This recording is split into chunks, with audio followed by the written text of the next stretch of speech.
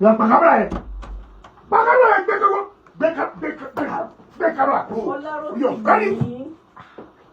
Stop the rubbish here. Má bínú Iyabo Ojo mi tó pè lórúkọ orúkọ tèmi ni Kúdí Alágbo nígbà tó mọ̀ pé ó náwó tó fi máa ya film kí ló ń jẹ́ executive producer báwo ló ṣe jẹ́. Ẹ má gbàgbé wípé fíìmù Aristo yìí ó ní executive producer means àwọn tó gbé owó sílẹ̀. Iyabo Ojo was not the executive producer of that movie means wípé Iyabo Ojo kọ́ ló ní owó fíìmù Aristo. Graduate in here now. You don't know there's a difference between being a producer and an executive. Owó ẹ̀kọ́ ló fi ṣe. Gbogbo production mi owó mi ni mo fi ṣe. Return of Arinzo kiri. Owó la náà. Adúrú èrò àti kúrò tá kó lọ Tanzania, a kó lọ Ghana, a tún padà sékòó. Owó tá ná fún the Return of Arinzo tó bá mọ̀. Ó tó kéèyàn ra ilé sí Lẹ́kì. Ilé gidi ni o, tó ń ṣe kékeré o.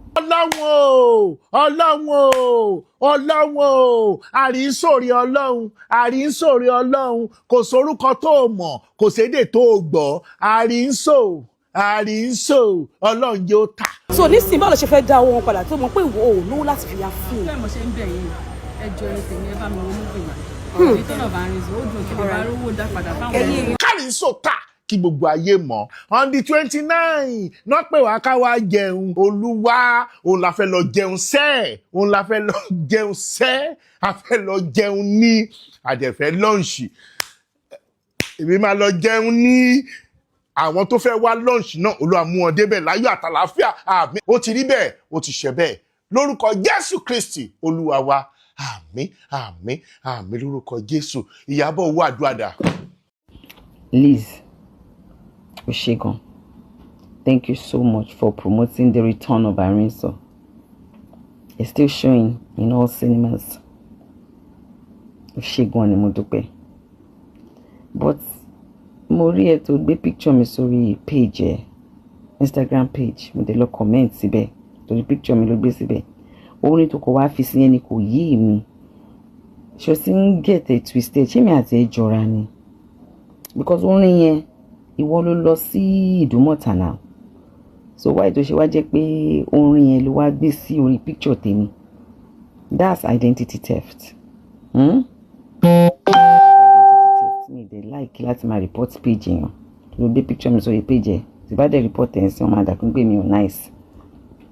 Identity theft yẹn yìí máa ṣe bẹ́ẹ̀ jẹ́ kó lúkàlùkù ju orúkọ fádà ẹ̀ ìwọ ló lọ sí Ìdúmọ̀tà àbọ̀tí gbàgbé nǹkan ni wàá rìn létí ni o but ó ṣe àtúbọ̀ máa polówó mi lọ àwọn picture mi àti tàwọn ọmọ mi tó lóun mú kiri náà ó ṣe bá máa mú kiri kó máa bá mi ṣàdúrà ó ti yẹn sìn torí èpè ẹ̀ àdúrà ló jẹ́ fún mi àdúrà náà ló dẹ̀ ṣe jẹ́ fún mi you don't understand ó ṣe the Return of Arinzo is still showing màá bá mi sọ fáwọn èèyàn kó má lọ wò ó sódà wá lè lọ wò ó. Graduate ni ẹ náà àbí Dr. Lizzy Anjorin kọ́ ló ń jẹ́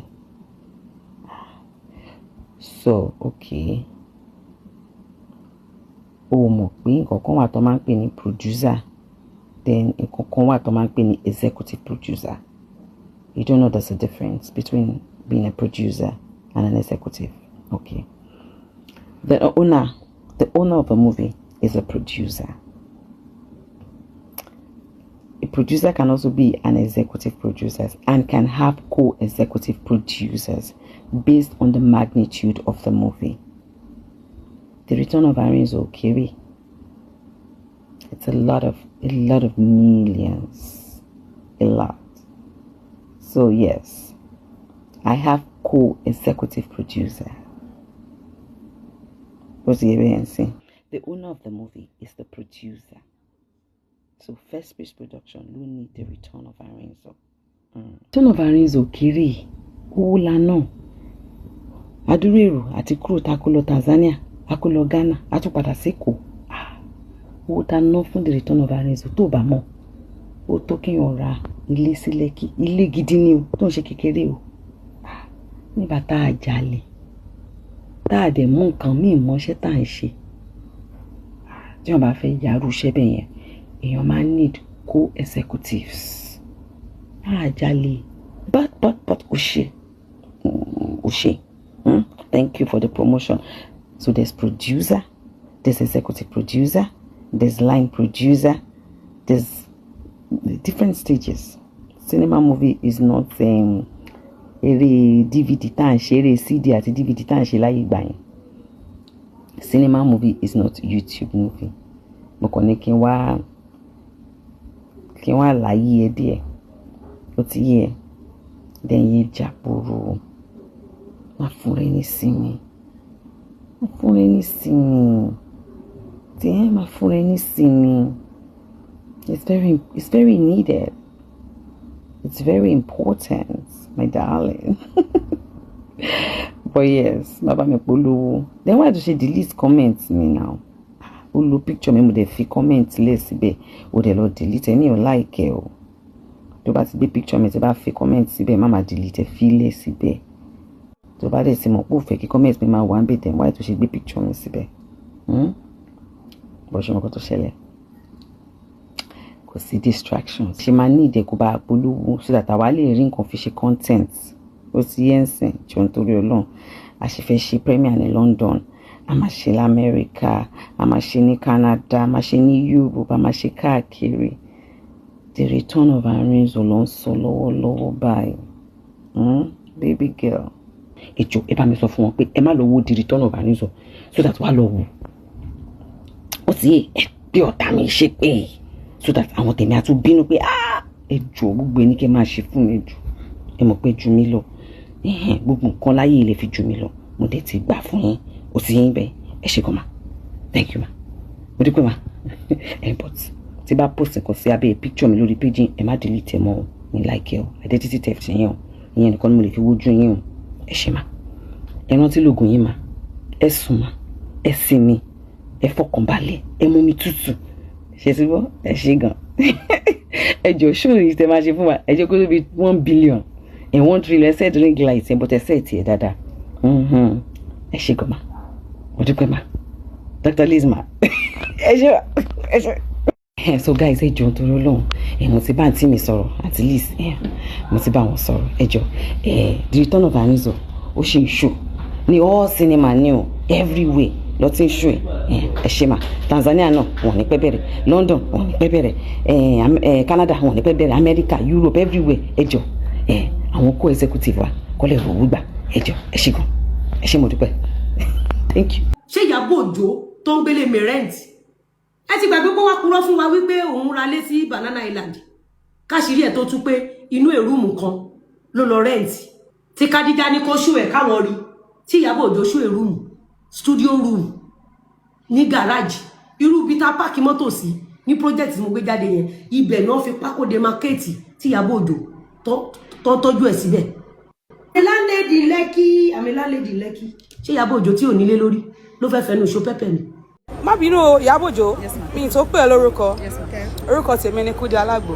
Nígbà tó mọ̀ pé ò náwó tó fi máa ya fíìmù, kí ló ń jẹ́ executive producer? Báwo ló ṣe jẹ́? Donation ni ma.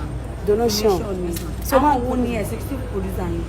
Àwọn èèyàn lọ́wọ́. So nísìnyí báwo ló ṣe fẹ́ dá owó wọn padà tó mọ̀ pé ìwọ ò náwó láti fi ya fíìmù? Bẹ́ẹ̀ mo ṣe ń bẹ̀ yín. Ẹ jọ̀ọ́ ẹni tèmi ẹ bá mi wo movie ma. Return of Arinzo ó dùn kí lè bá rówó dá padà fáwọn Ẹ̀yin èèyàn ti Iyabo Ojo. ìròyìn tá à ń gbọ́ ló ṣe jẹ́ ká wá bá yín fẹ́ láti gbẹnu sí mike tó ní ká máa gbé lọ sí ilé. Má worry, I'm help ẹ. I'm help ẹ, má worry. I'm help ẹ. I'm help ẹ. I'm help ẹ. Wọ́n náà ṣe láti máa fi owó ẹ̀yà fíìmù next time. má yàwó ya fíìmù. Wọ́n máa fún mi ní donation tó ní ma. So no problem. God got you, baby. Ẹ bá wa wò ó, ẹ bá wa wò ó. I'm out. We promise you, I'm out. Owó àdúrà dà. Ṣé wọ́n ní kí n send account number sí àbí bàbá? Ó ti yẹ. Ó dọ̀bẹ̀. Ẹ máa gbé gàrí. Arinzo lọ́wọ́ kan. Máa sọ pátá ìfẹ́ gbọ́ fún yín.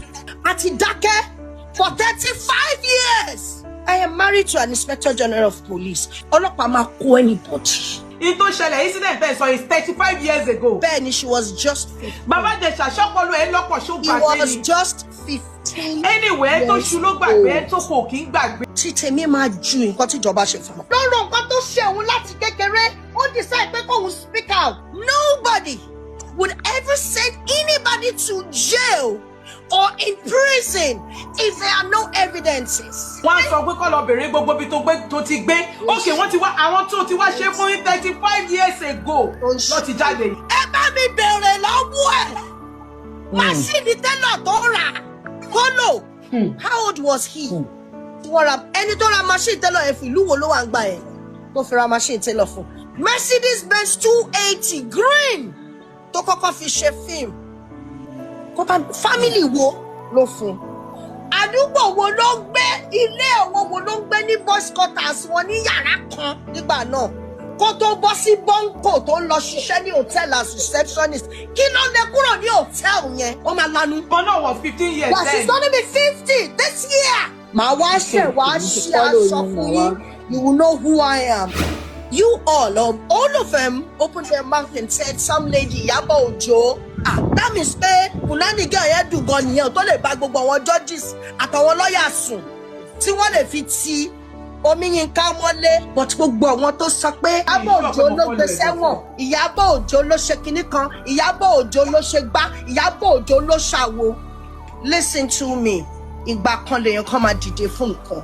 Mo wá wo evidence yẹn again. That same clothes you wore ló jókòó sílẹ̀ lẹ̀. You admitted.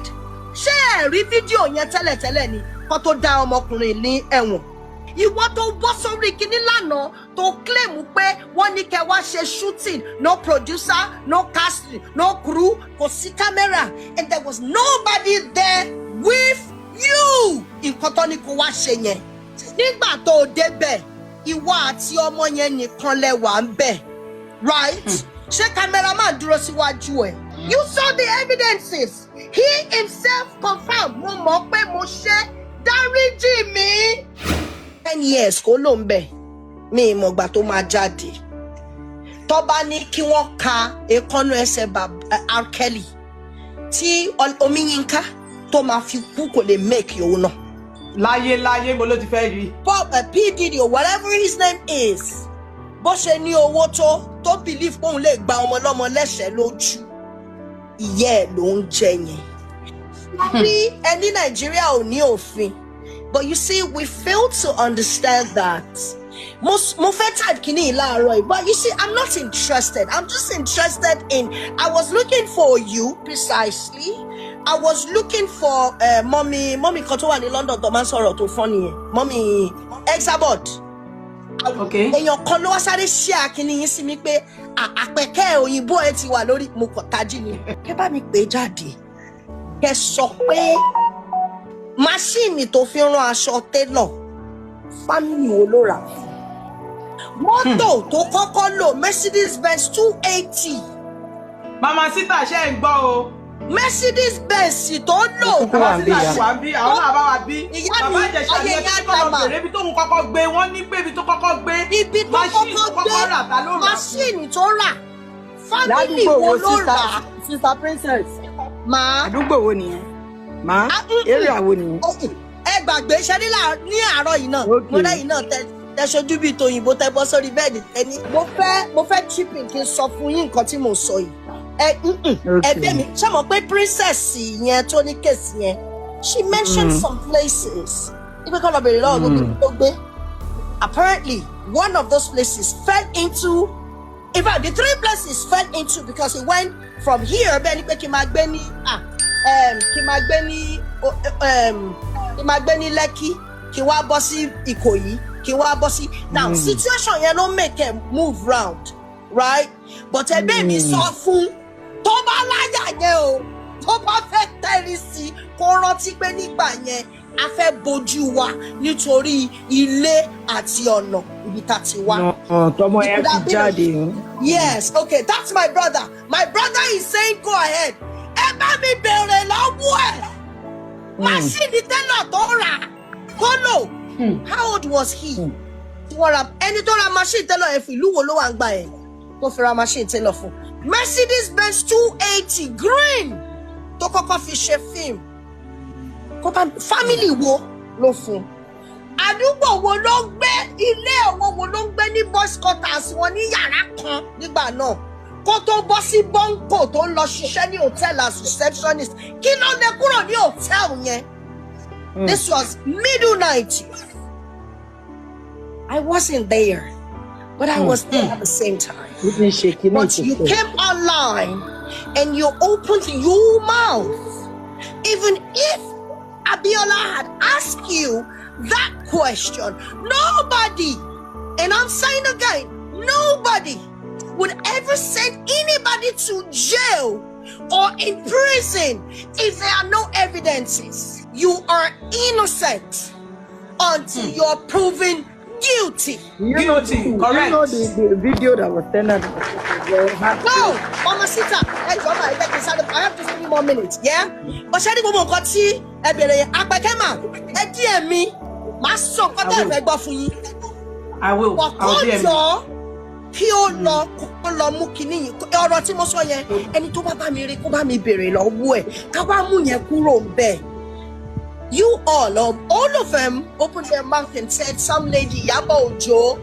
That means pé Punani girl yẹn dùn gan nìyẹn tó lè bá gbogbo àwọn judges àtàwọn lawyers sùn tí wọ́n lè fi ti Omiyinka mọ́lé. Nà ń gbà tó ti Omiyinka mọ́lé títì mọ́lé ẹ̀yẹn ṣó fi ra mọ́tò ni àbó fi kọ́lé àbó fi I don't know. Because if we have our senses and we're blind, the video came out. The same cloth tó wọ̀ nígbà tó ń lá àwọ̀ ọmọ yẹn. I, for one person, if you're claiming somebody told you I have casting to do, wọ́n wá mú ẹ immediately ó jẹ́ pé kó sọ pé ṣe bó ní casting ní ká wá ṣe, but you were begging. You said, yes, I did it. Ṣá dáríjì mi. The same cloth, that same day, not yesterday, not a day before, the same day. Now, ẹ jẹ́ kí n tún wá sọ fún yín, tẹ́ bá gbé nǹkan lọ sí court, tẹ́ bá fún wọn ní recording, wọ́n máa ní kẹ́ download IP yẹn, wọ́n fẹ́ wo date, time, go right, wọ́n kàn tẹ́ kọ sí mistake. Correct, that's true. Yeah. My first daughter is anatomy. I am married to an inspector general of police. So, they'll talk, right? They will talk. Yeah. Láyé sí, ọlọ́pàá máa kó anybody. Àti dákẹ́ for 35 years. No, he will not come up there. But so, Princess, you are saying to us now that incident is 35 years ago. Benny, she was just 15. Baba Desha, he was just 15. Anyway, that is the problem. What it see me láti January kí n bọ́ta kí n wá sọ̀rọ̀. Nobody in my family want to say anything. But Charity Tobani, fly. I'll tell them how high. Pẹ̀lú nǹkan tẹ́mi rí lánàá yẹn o. Pẹ̀lú nǹkan tí èmi rí lánàá yẹn o. Everybody have to start talking. Yeah, that girl. Ìyàpọ̀ mọ́mì kan wà ní America. Mọ́mì yẹn sọ pé ọ̀wọ́n gbà sílé yárí. Ó ṣerú ẹ̀ fọ́wọ́ náà.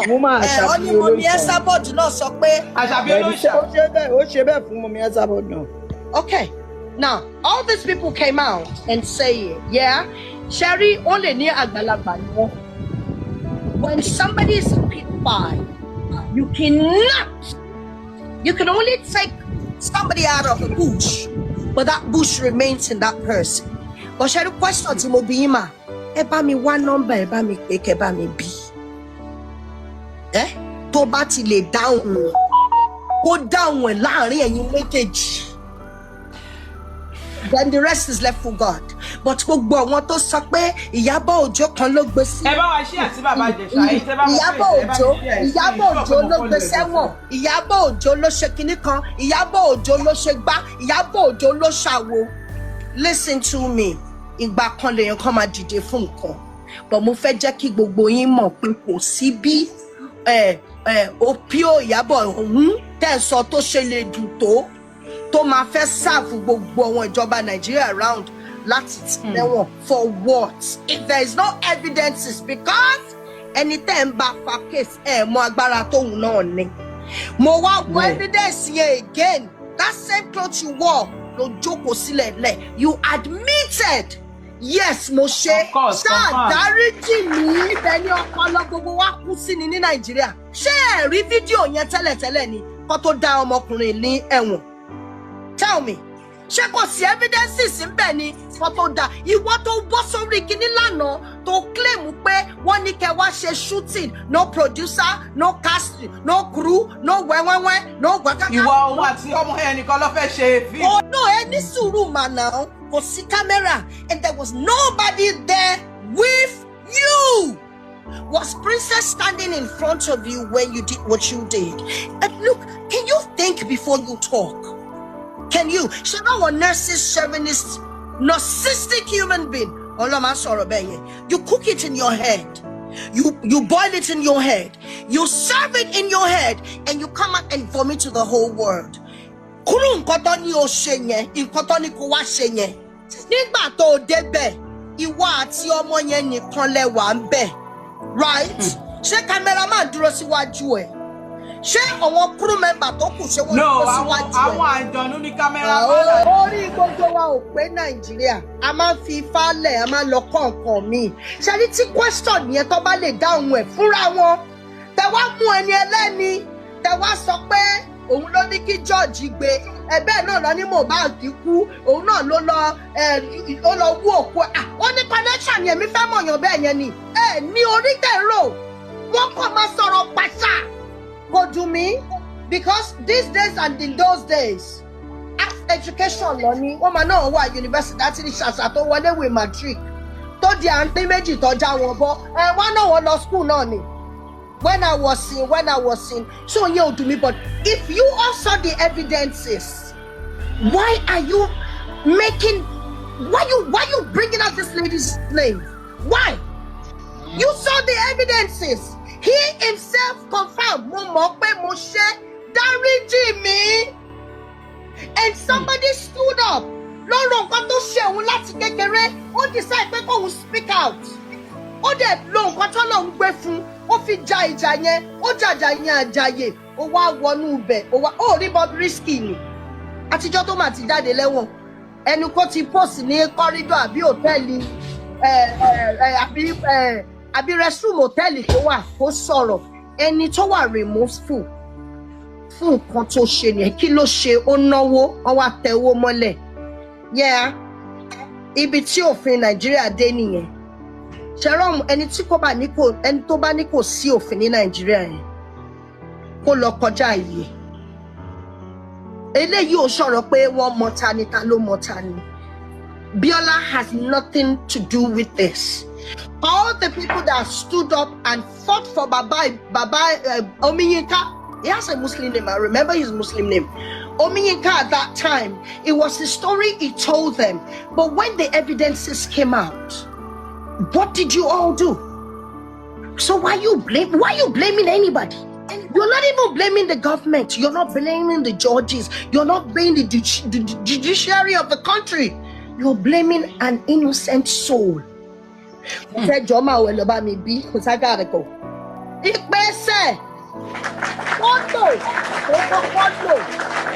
was a green. Ṣé ti rí pé ń gbà mí?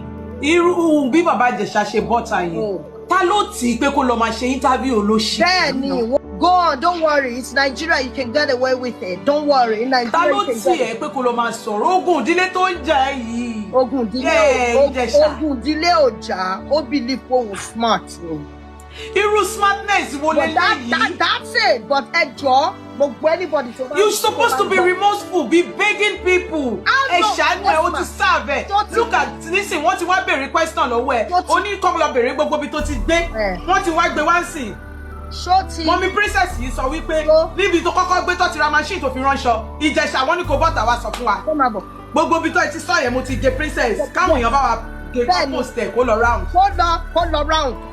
I'm not a social media person. But tó bá gbé wá ní gbígbóná, tí tèmi máa ju nǹkan tí ìjọba ṣe fún wa. Ṣèdígbà tó jáde tó ṣe gàlàgàlà kó ojú ẹ̀yìn kó wò pé ibo ló ti sáré yẹn tó ti sáré gbé offender sórí ìwé. Ṣó mọ̀ pé òun ò lè jáde ṣá? Òun ò lè jáde ní ìlú kankan mọ́ ṣá? Ṣó mọ̀ mí nìyẹn? ó wá sọ pé kọ́ lọ bèrè gbogbo ibi tó ti gbé okay wọ́n ti wá àwọn tó ti wá ṣe fún 35 years ago ló ti jáde yìí báyìí. ó ṣí èrè ó mú wèrè ó pò mọ́ epo. 35 years ago ẹ ti gbàgbé pé yóò ogún ọdún ó máa ń jóni lọ́wọ́ falifẹ́li. I said this thing early this year or something. I miscalculated and I told them 36 years, but she was actually 15 years at that time. Ọmọ náà was 15 years then. She's gonna be 50 this year. The lady is gonna be 50 this year. Oh my God.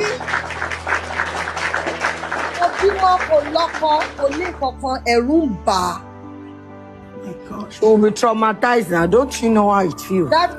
Mama Sita, that's an understatement.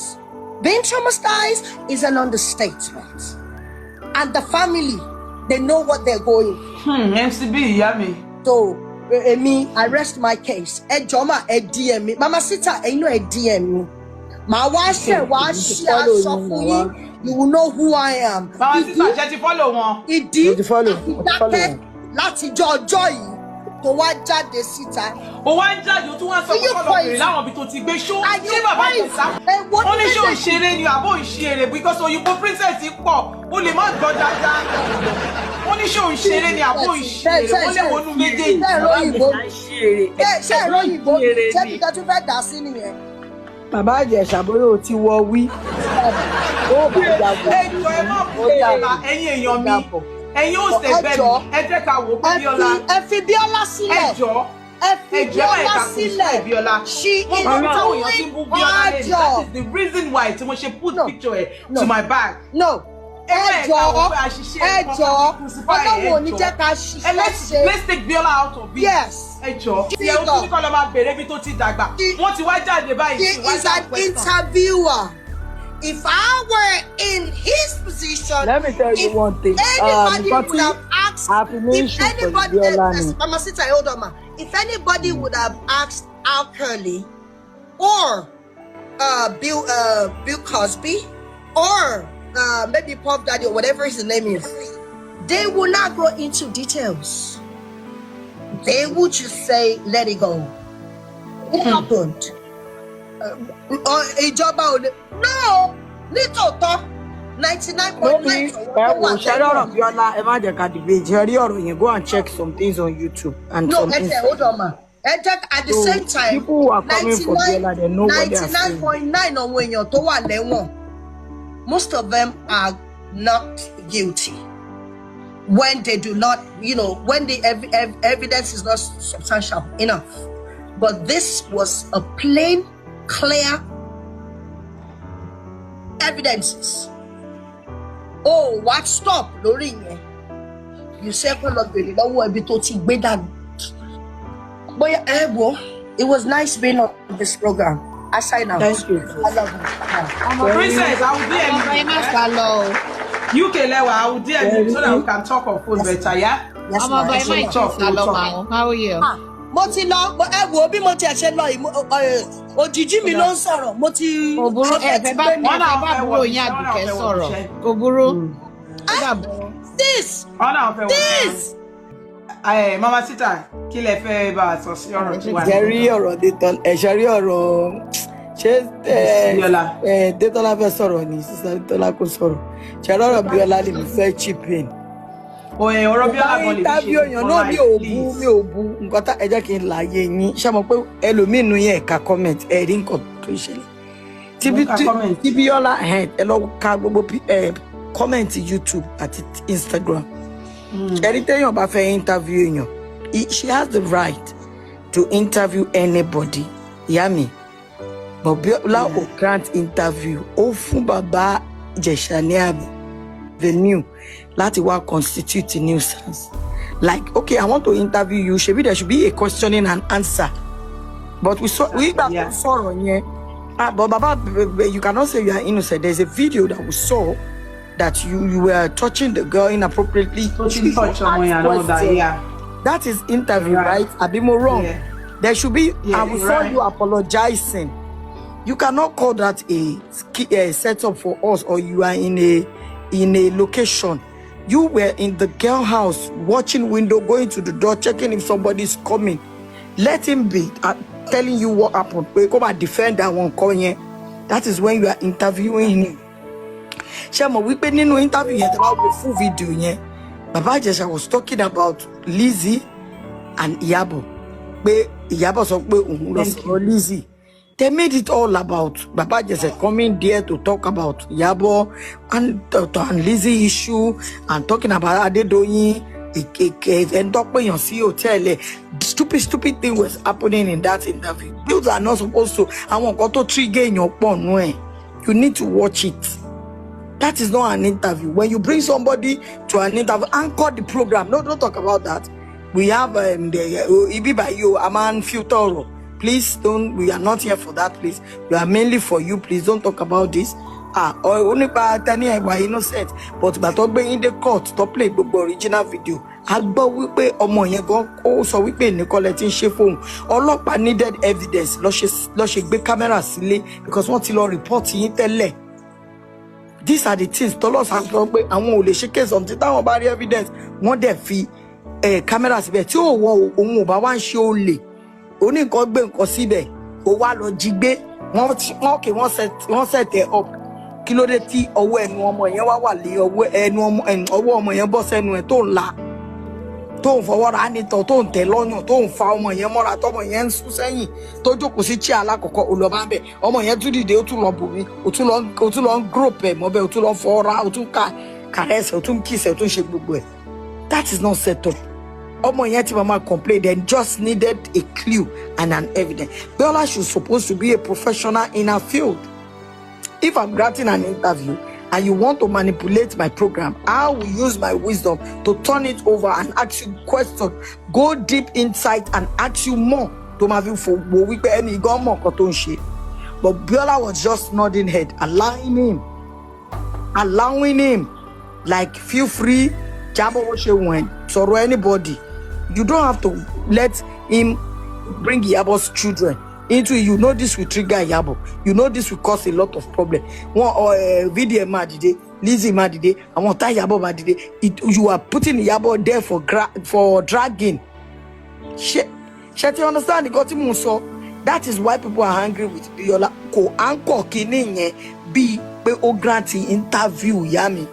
Elo wo that e joko ke wo pe boya questions. Mama Sita, you are damn right. You are correct. Everything you said was there. I saw it. But Shemo wipe in the history of Biola ẹ jẹ́ ká lọ wò. Mo lè sọ pé ẹni tí ó ti lọ sí prison tó ti dé. This is one of kind tí Biola máa ṣe. She will make mistake. She's human. Mo gbọ́ táwọn èèyàn kan ní bóyá ó ní wọ́n jọ ní problem pẹ̀lú òun àti Iyabo ní problem kò lọ síbi Iyabo or anything. No. People say it to that extent. People said it to that extent. Mo sọ fún yín pé ṣé mọ̀ pé Yorùbá ló le jù láyé tó bá sọ pé wá Yorùbá lè ní wá kí n pẹ́ wá kí n ṣe kíní kan wọ́n máa twist it to so many things. But alájà láàrin èmi àti yín mo understand nǹkan tẹ́ fẹ́ try that. Shemo pe Biola she a lot of abusi nle. I don't want to know. Accepted. Me never people shame. But me I'm telling you, we can all correct her. You say no, Biola, what you did is wrong. He said, "Oh, keto song, keto de motiso." You say no, but on she interview here. You are the one that was interviewing her, interviewing him. You can filter all those words. Come on, Bejade. Exactly. Òfin bàbá Ìjẹ̀ṣà ní platform rẹ̀ right but it's not too much. Ibi tó fi ṣe thriller yẹn tó kọ́kọ́ gbé jáde. O lè filter ẹ̀ kó má jáde because you have the recording. Studio ẹ̀ lọ́tí wá ṣe. You want to interview ẹ̀ o lè edit gbogbo kìíní yẹn you can edit them. Kó jẹ́ gbogbo àwọn ọ̀rọ̀ yẹn. Thriller kó lè catch attention. She know what she's doing. Ẹ lọ wo fídíò tó kọ́kọ́ gbé jáde was Iyabo Ojo and her children. Ọlá Bis. Ẹgbẹ́ ọkọ yín gangan wá ká wá interview ọkọ yín. Ẹgbẹ́ family history yín wá ká wá interview yín.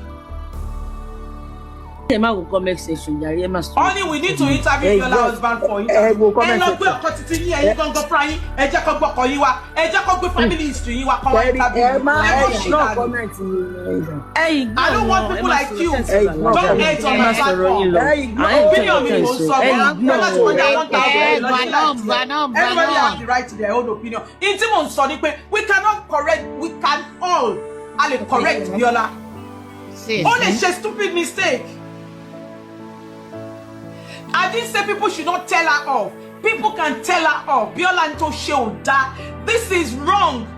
Put Iyabo into your shoes. You set that woman for dragging. No people cursing her children, her son. Extremists are when you are. Alaja, can I speak? Mombo Sisami, you don't curse that child. Why? Because of what? Why tell call somewhere? Ellie, correct her. Your correction can make her pull that video down. But not cursing her and telling her call up family history call her shaking it. Nígbà tó ń ṣe dáadáa fáwọn èèyàn tó ń múnú wọn dùn, tó ń gbé àwọn èèyàn, tó ń bá wọn ṣe surrogacy, tó ń gbowó fún wọn. Sọ fún pé you understand, you people, I don't know, to be honest. Ellie, sorrow you sees me. Emma fi nǹkan tí ò ṣe fi wéra wọn ẹ má bínú. Assalamu alaikum Alaja, how are you? I miss you. Wa alaikum salam wa rahmatullahi ta'ala. I'm very fine. I'm well. I'm all right. Thank you. Everybody on the panelist. Comment section FYP. Ọlọ́run á dá ọmọ wa sí àjẹrẹ̀ wọn.